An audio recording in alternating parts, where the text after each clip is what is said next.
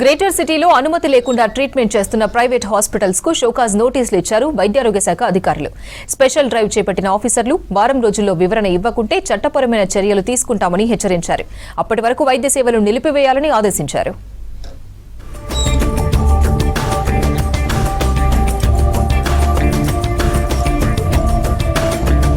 జనం ప్రాణాలతో చెలగాటమాడుతున్న private hospitals పై వైద్యారోగ్య శాఖ చర్యలకు రెడీ అవుతోంది. పర్మిషన్ లేకుండా దందా నడిపిస్తున్న హాస్పిటల్స్, క్లినిక్స్, డయాగ్నోస్టిక్ సెంటర్లపై ఫోకస్ చేసింది.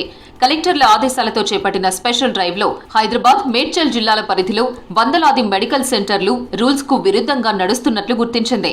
హైదరాబాద్ జిల్లా పరిధిలోనే ఏకంగా 224 హాస్పిటల్స్ కు అధికారులు షోకాజ్ నోటీసులు జారీ చేశారు. అటు మేడ్చల్ జిల్లాలోనూ వందల సంఖ్యలో హాస్పిటల్స్ కు నోటీసులు ఇచ్చారు.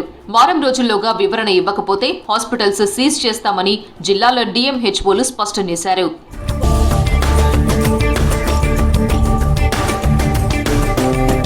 అల్లోపతి, ఆయుష్, డెంటల్, ఫిజియోథెరపీ క్లినిక్లు, డయాగ్నోస్టిక్ సెంటర్లు నిబంధనలకు విరుద్ధంగా నడుస్తున్నట్లు తనిఖీల్లో గుర్తించారు అధికారులు.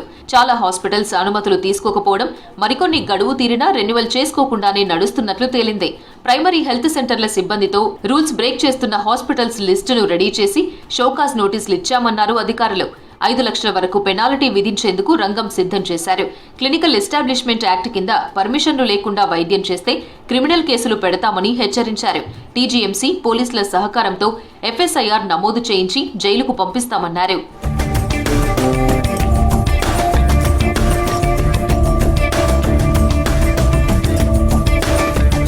సిటీలో 4000 ప్రైవేట్ హాస్పిటల్స్, క్లినిక్లు ఉన్నాయి. తాజా సర్వేలో చాలా వరకు రిజిస్ట్రేషన్ లేకుండానే నడుస్తున్న వాటికి నోటీసులు ఇచ్చారు వైద్యారోగ్య శాఖ అధికారులు. రిజిస్ట్రేషన్ ప్రక్రియ పూర్తయ్యే వరకు హాస్పిటల్స్ మూసివేయాల్సిందే అన్నారు. ఒకవేళ సర్వేలో అర్హత లేని వ్యక్తులు వైద్యం చేస్తున్నట్లు తేలితే ఆ హాస్పిటల్ను సీజ్ చేయడమే కాకుండా మెడికల్ కౌన్సిల్లో రిపోర్ట్ చేసి క్రిమినల్ కేసులు పెడుతున్నామని చెప్పారు.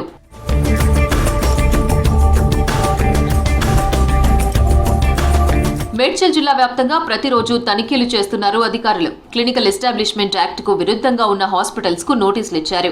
ప్రధానంగా ట్రీట్మెంట్ టారిఫ్స్ పెట్టకపోవడం, డాక్టర్ లిస్ట్ డిస్ప్లే చేయకపోవడం, రిజిస్ట్రేషన్ సర్టిఫికేట్ చూపించకపోవడం, గర్భిణుల స్కానింగ్ రికార్డుల నిర్వహణలో లోపం వంటివి గుర్తించారు.